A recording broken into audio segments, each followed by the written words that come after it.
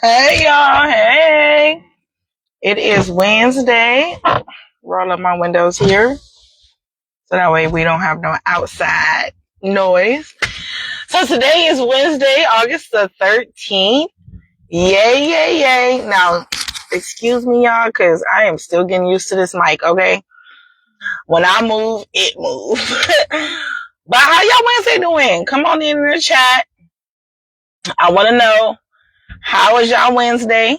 How was y'all day today? If you live in Orange County, 9 times out of 10, your kids started school today. Anybody that is middle school and below started school today.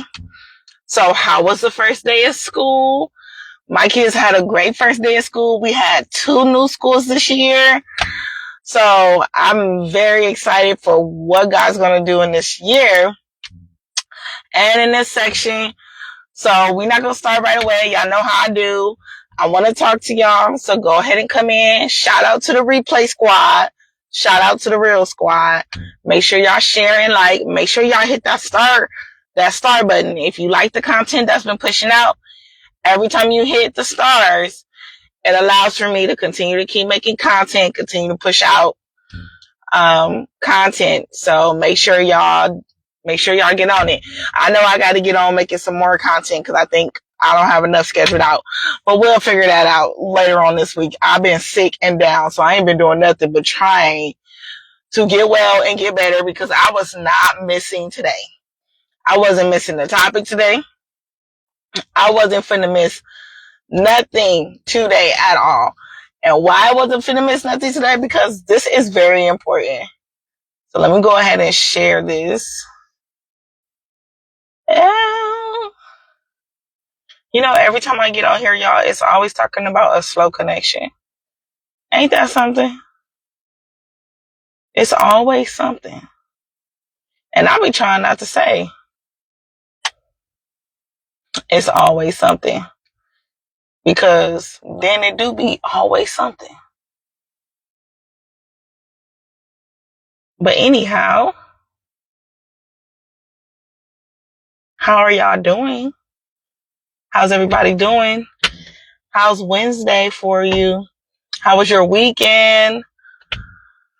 I was sick, y'all. All last week. Y'all heard me on Wednesday, right?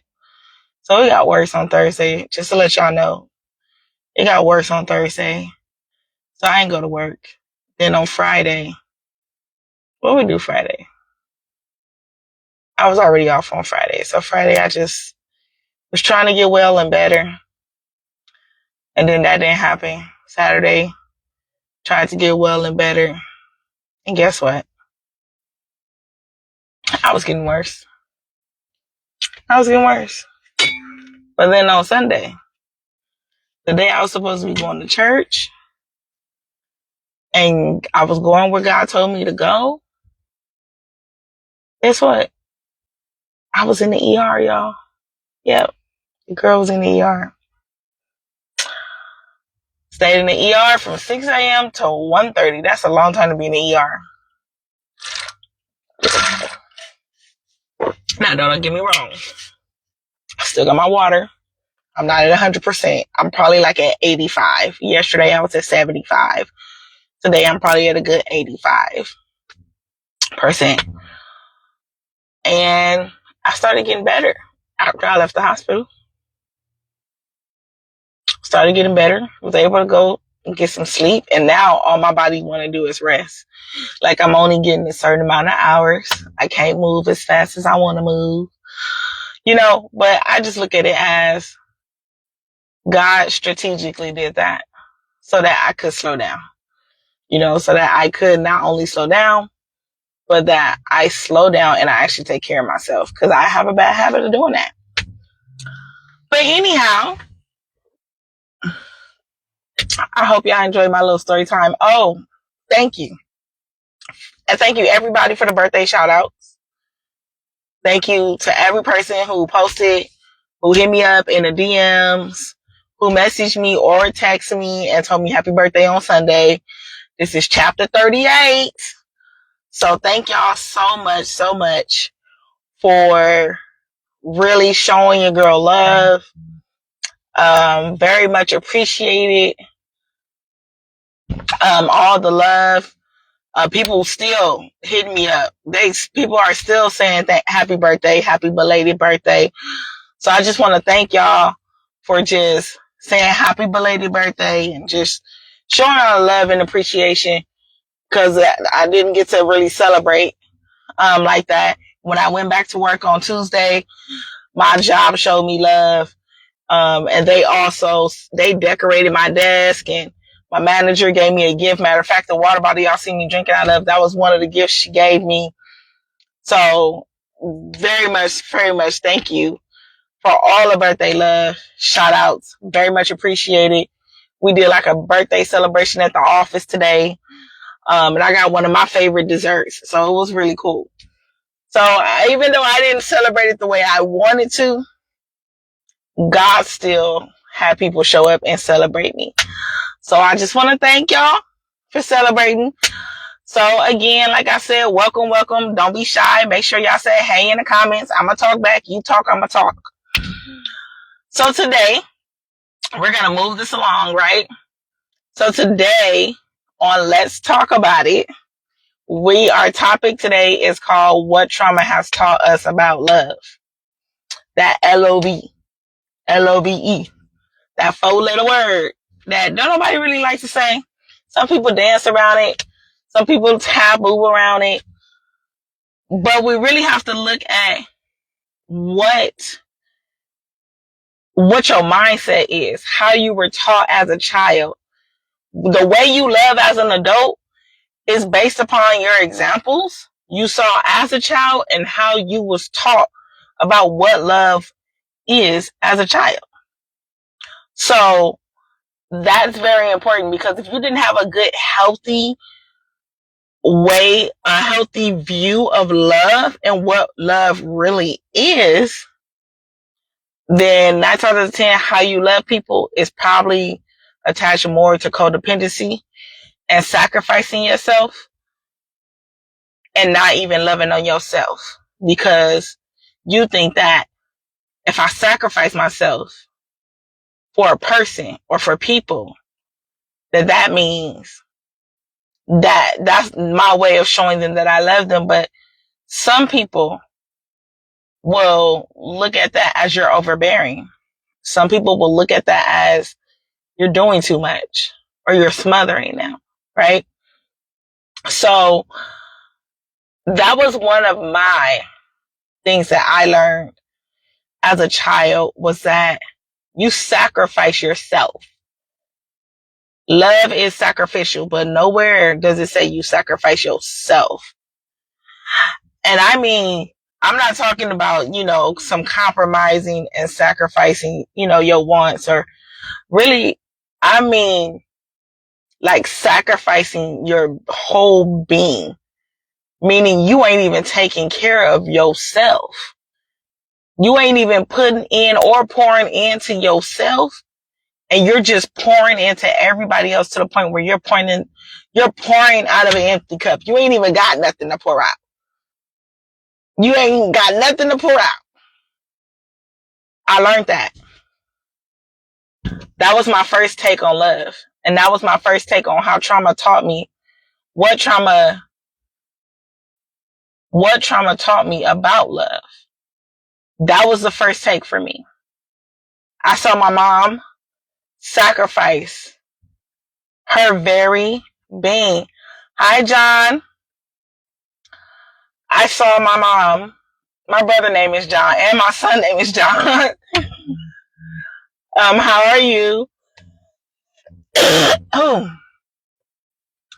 But I saw my mom sacrifice everything of who she was, her identity, everything, for someone who didn't genuinely love her.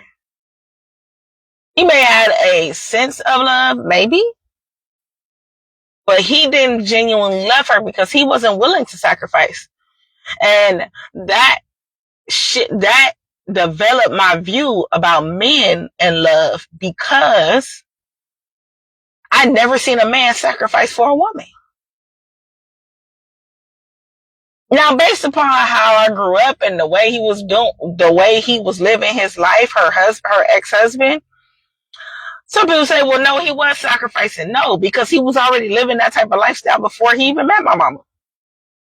So he wasn't sacrificing nothing.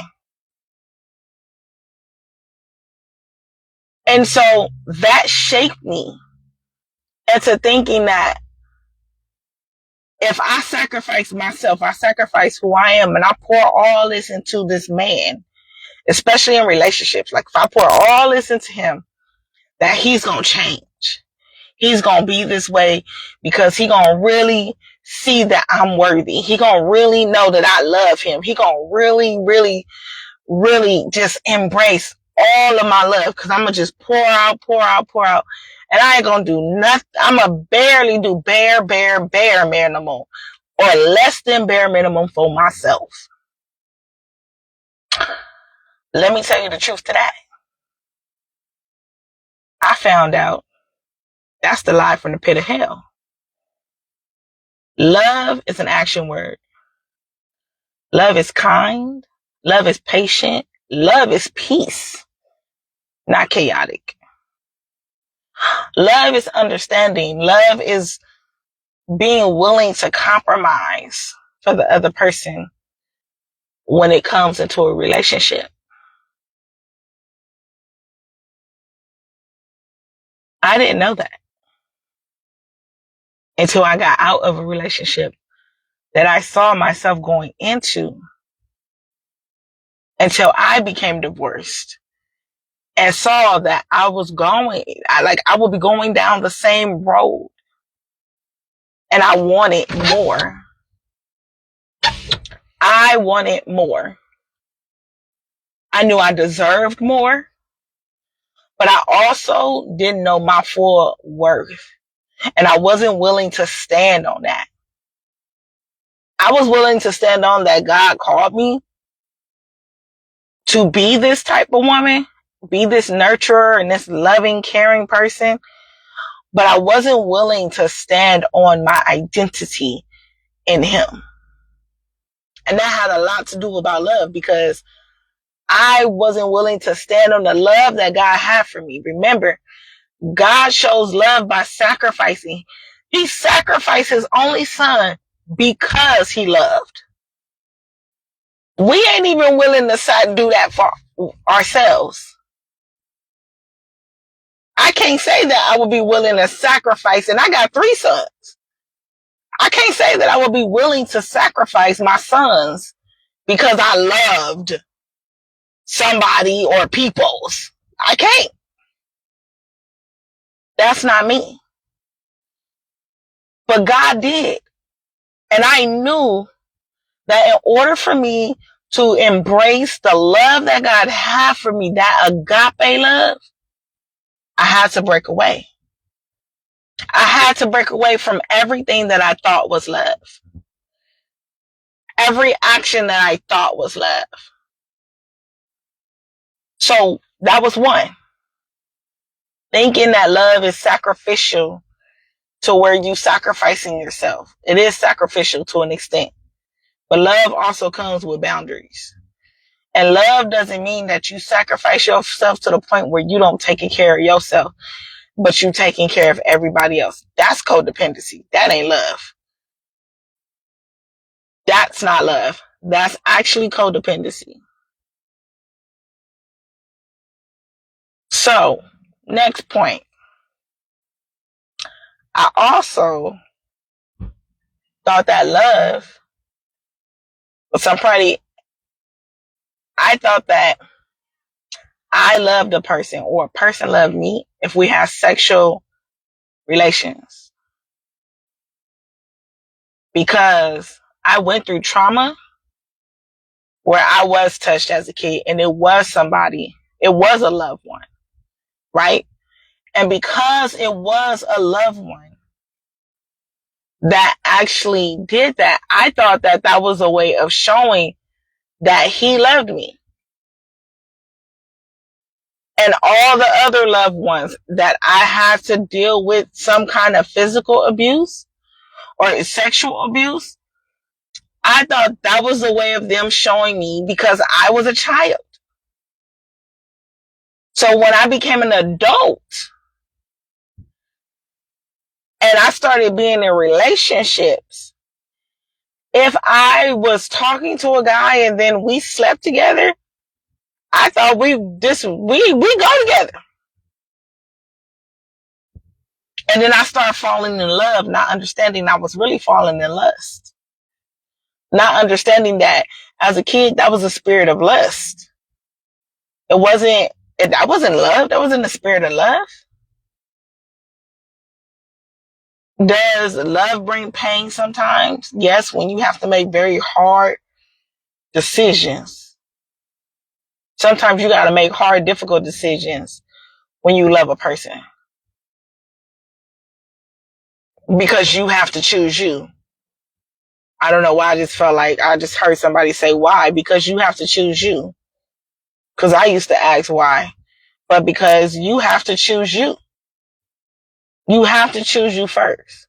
You can't keep choosing the other person if they don't see your value and they don't see your worth. You cannot keep choosing and that goes for men or women. You can't keep choosing the other person if they're not seeing your value or worth and you study trying to prove yourself. If God has approved you to be in a position, what is the point of you trying to prove yourself? Showing somebody you love them and trying to prove that you love them is two different things. And I didn't understand that.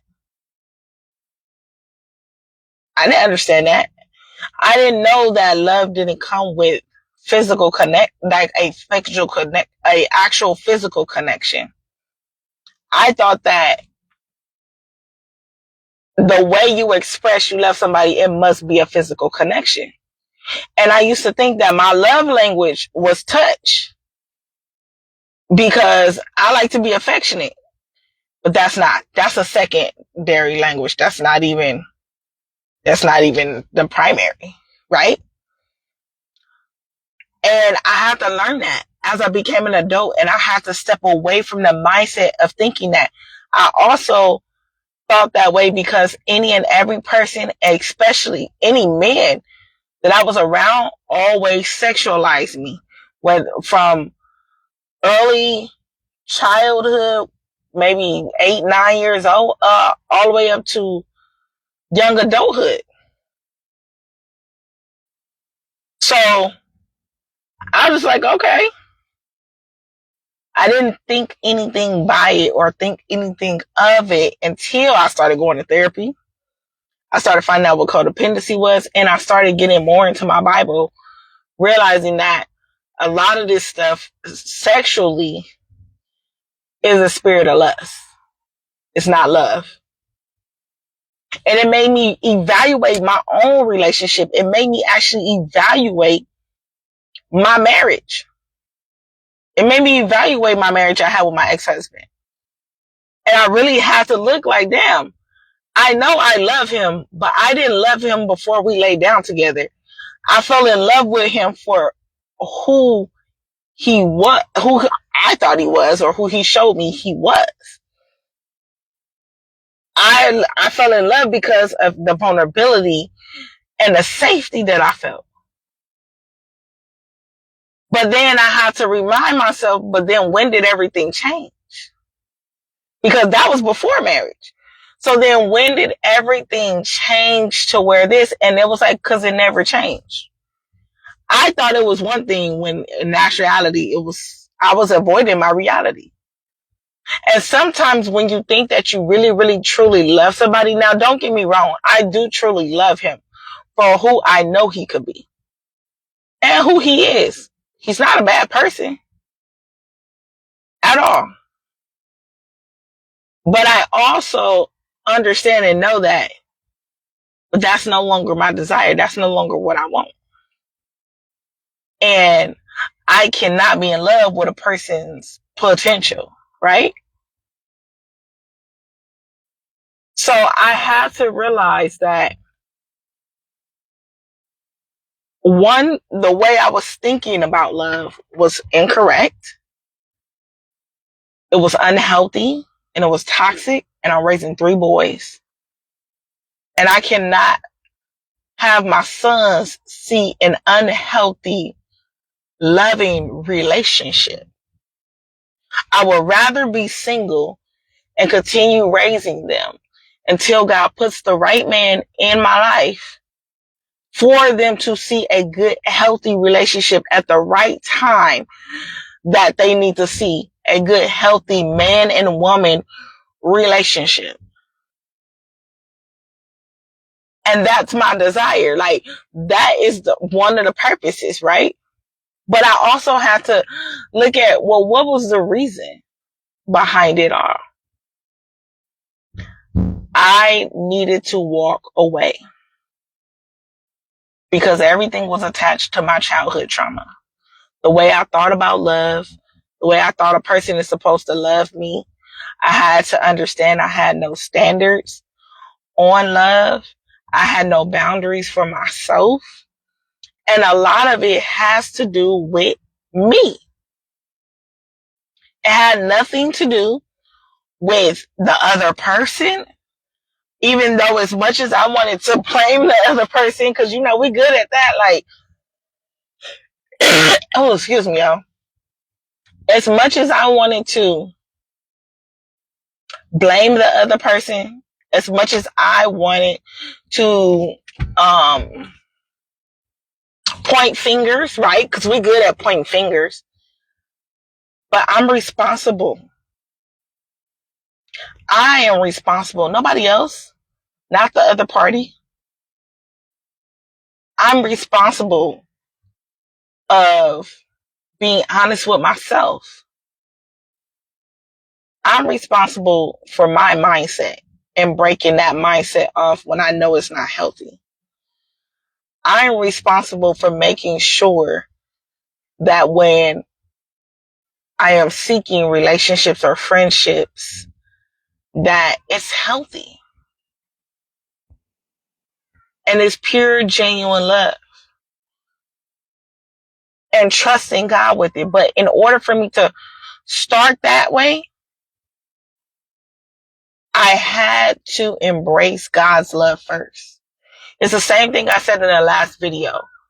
In order for you to go through healing, or I guess the next video, I said a little bit in the last video, but next video, I believe we're talking about forgiving yourself as the first step in healing.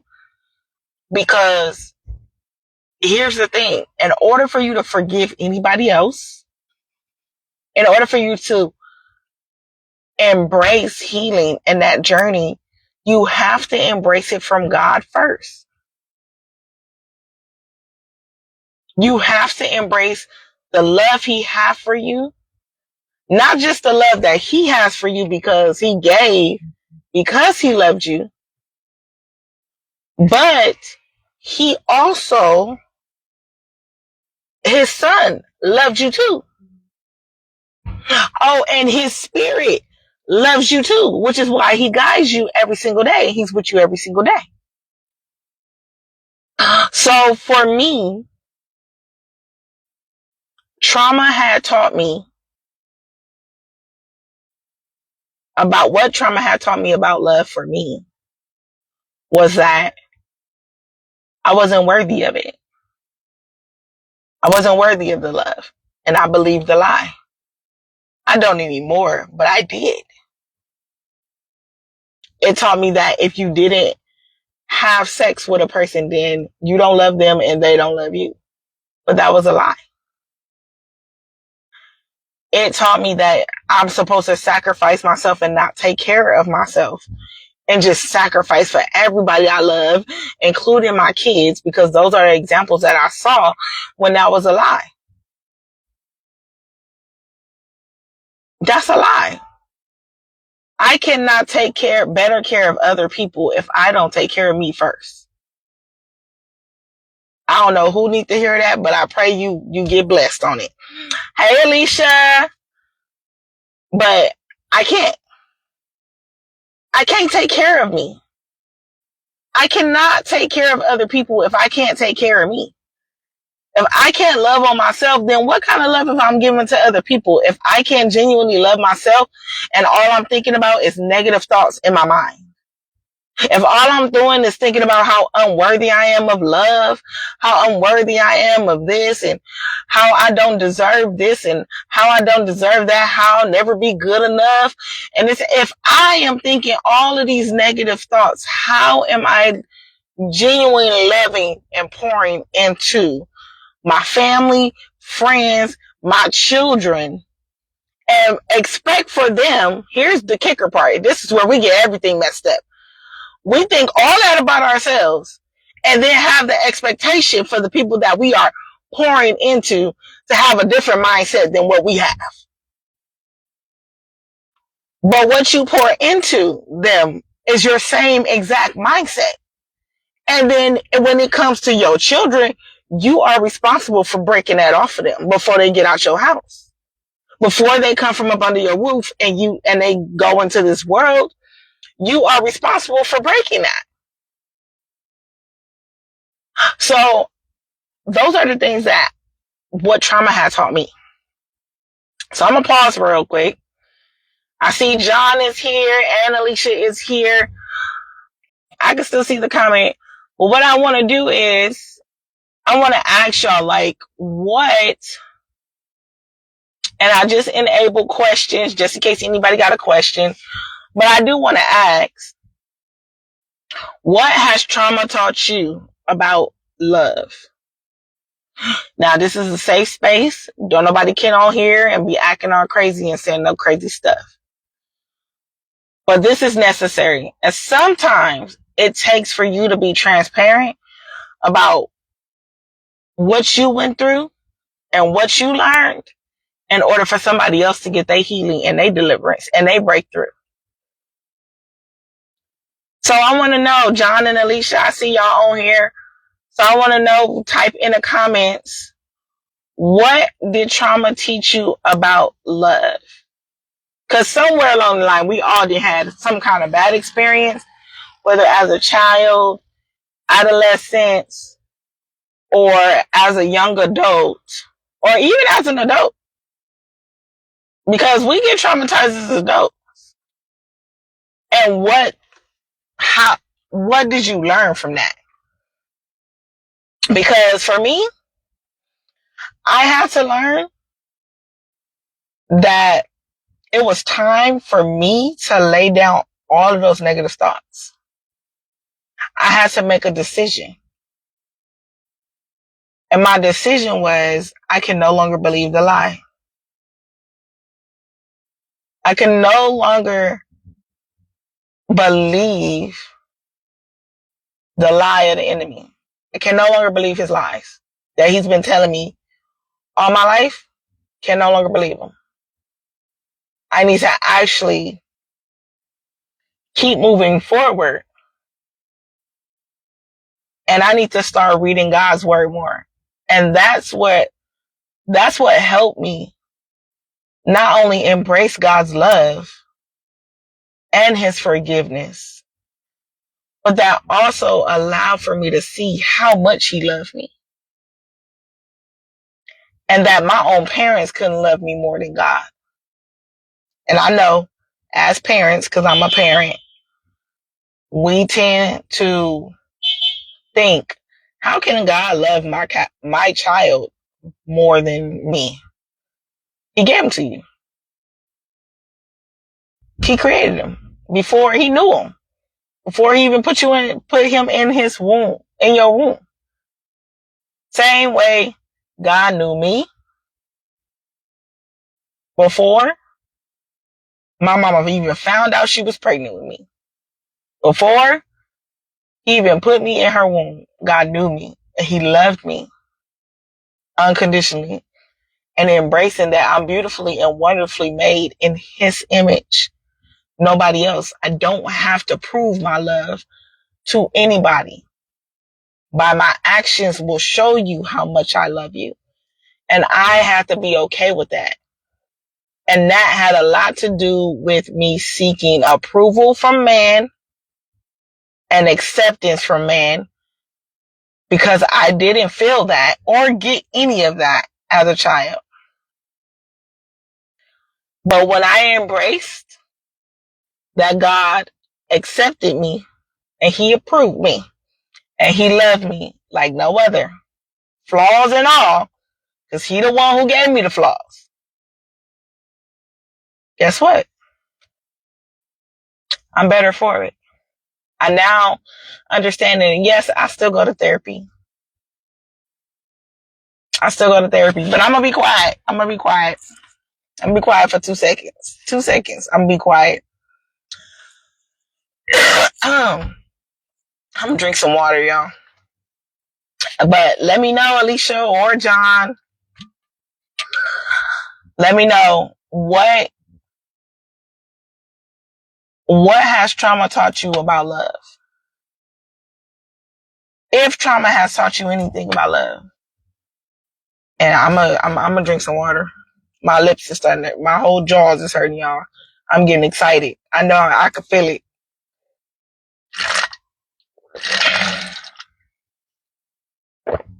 I know y'all can hear me drinking water and everything, because this might pick up everything. It do.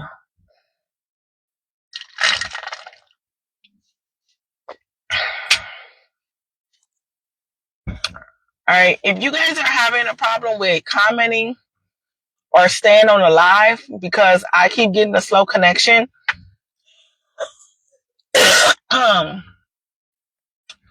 just go ahead on the replay when the live is over and you watch it over.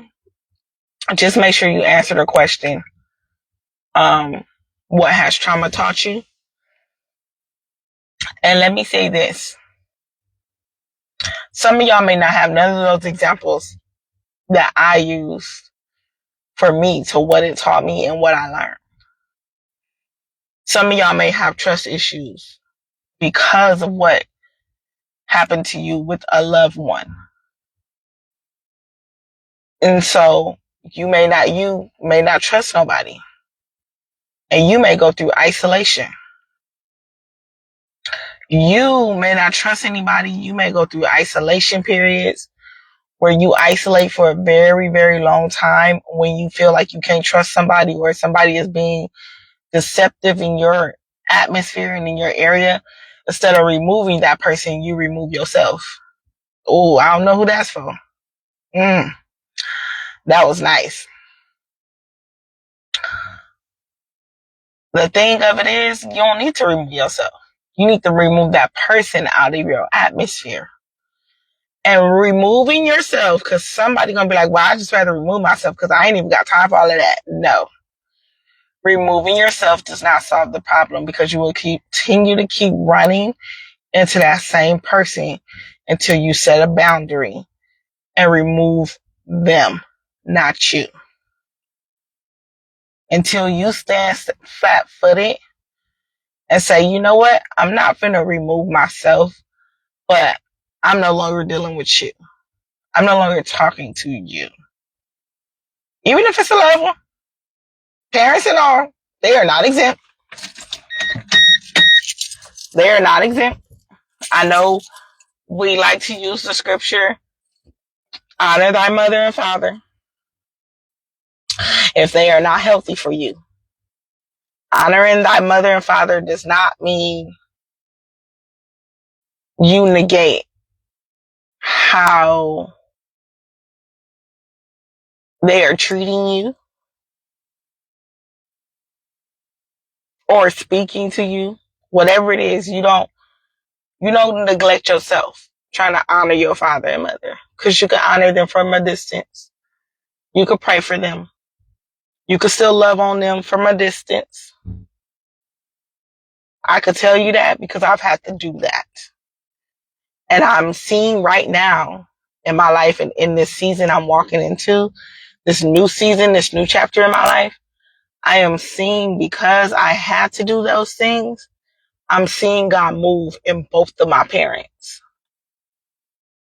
I'm seeing God do the work in both of my parents.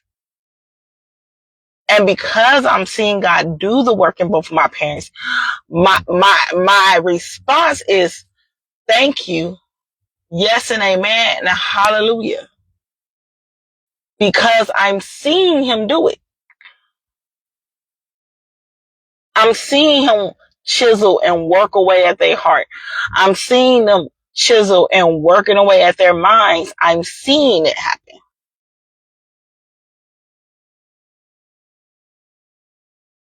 So it doesn't mean you don't love people when you have to distance yourself. But sometimes you have to stand where God puts you at and distance them from you. So if that means you still where you at, but you may gotta cut those people off because it's not a loving relationship. And you already see that in the dating phase. And you like, you know what? This is not love. This is not love. Don't be in denial. I went through that. And that's why we're talking about this tonight, what trauma taught me, because trauma taught me all of those things and being in denial of what love really is and what it isn't. And what I thought love was, it was not. And what I'm learning to what love is everything and more. I'm learning to love myself. And as I'm learning to love myself, I can give my children a better version of me. They get a better version of me in a more loving way that is pure hearted and not mixed with toxic and dysfunction.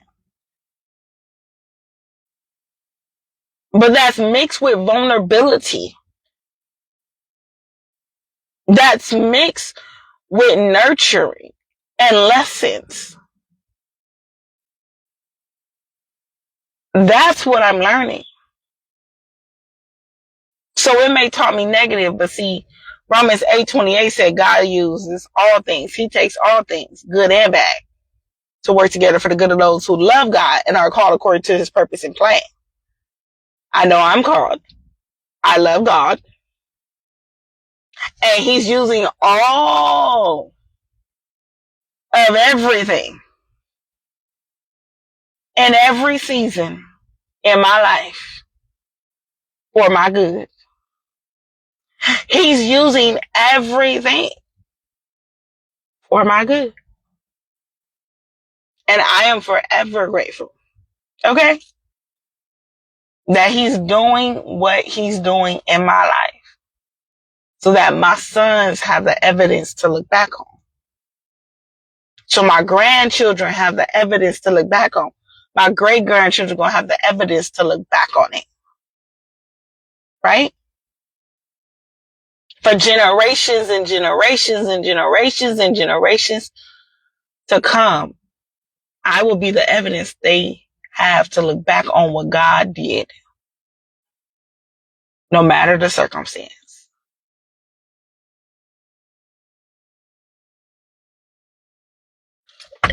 So that's all I really have for y'all tonight.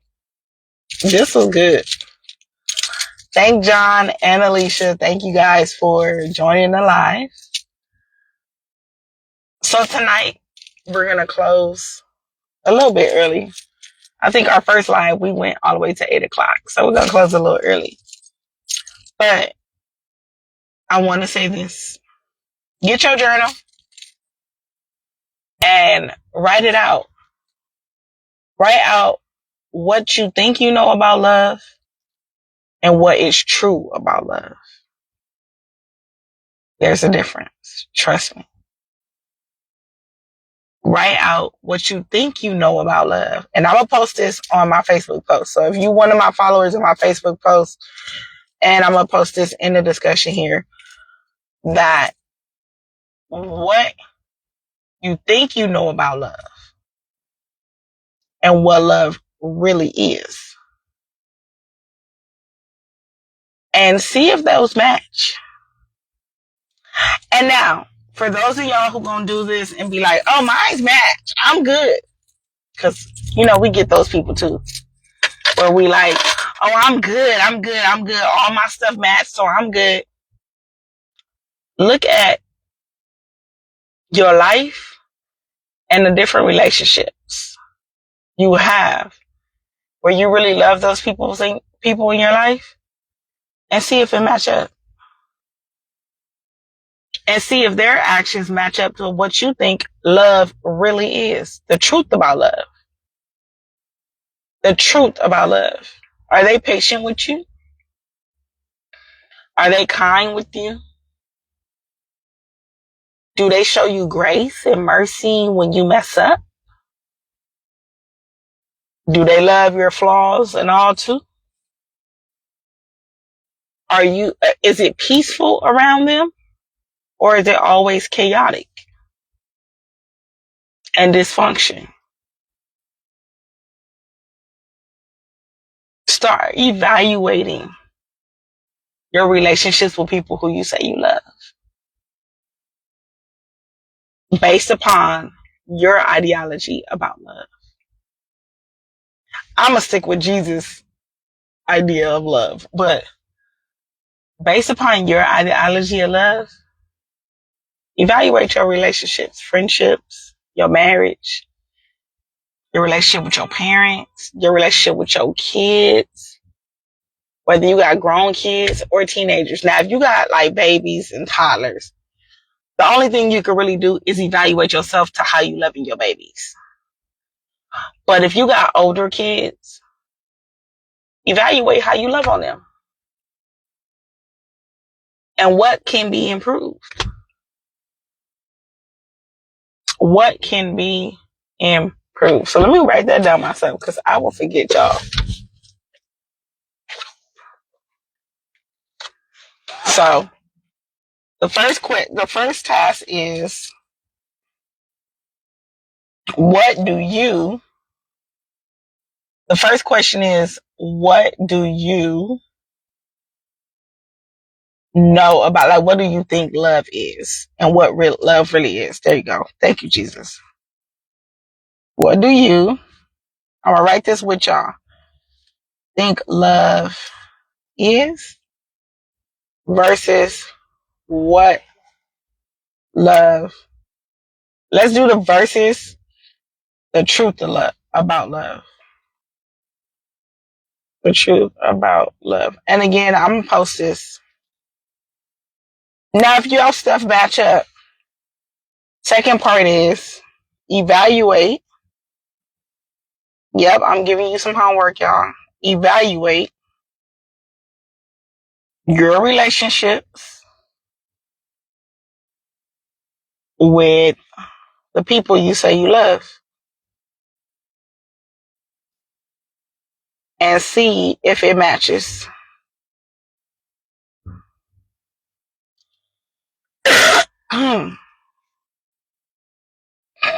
And then if everything looks good there, evaluate yourself.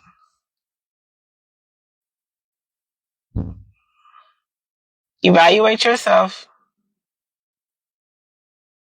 on how you love on other people. For my super Christians, don't get on here talking about, oh, I'll be loving people the way that Jesus tells us to love, like I love myself. If you don't love yourself, you can't love other people. That's why the self-evaluation is necessary. If you don't love you, you can't love somebody else. Period. Period. I don't care what nobody say. Period. You have to love you first. You have to take care of you first before you can take care of anybody else first. Had I would have stood on that, I would have never got married. Real talk. It wouldn't have been, I would have never probably necessarily got married to him. I would have never got married in general at the time that I did get married because I wasn't loving myself. I didn't love myself in the way that I love myself now. I didn't take care of myself in the way that I take care of myself now because I was too busy focused on taking care of everybody else, including him. So if I would have knew this 5+ years ago and stood on it, I wouldn't have got married at the time that I did. Because I know At that time, I wasn't ready to be in a healthy relationship and marriage. But I also wasn't ready to accept the fact that I wasn't ready. So I was in denial about it. And then I went ahead and jumped in 12 feet and then refused to drown and then swam back to 8 feet. Catch it. I jumped in 12 feet, refused to drown because I knew I could swim, and swam back to 8 feet. Not 3 feet, not 5 feet, not 6 feet. I swam back to 8 feet and was like, all right, I'm going to stay right here until I learn how to love and take care of myself. All right. So I'm going to post those questions as soon as I end the live. I'm going to post those questions in the event. I'm going to post the questions, and I'm also going to post those questions on my page as well. So that way you guys watch the replay, watch the whole replay. Okay. Unless you watch the reel and you see the clips, that's different. But if you see in the clips and you replace the real squad, click on the link in the description and go watch the whole video. Come watch the whole video of Let's Talk About It. Because guarantee you, all of us have went through everything that I talked about and dealt with.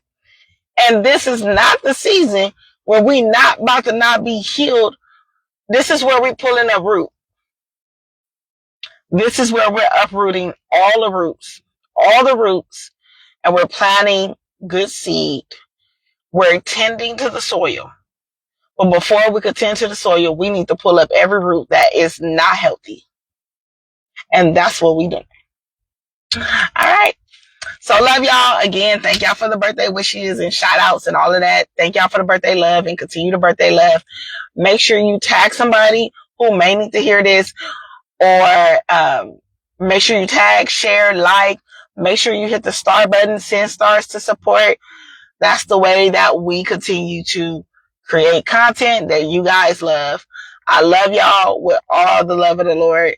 Thank y'all so much for tuning in. John and Alicia, thank you guys so much for tuning in. Hopefully next week we get more interactions, but I will see y'all next week at 7 p.m. Bye.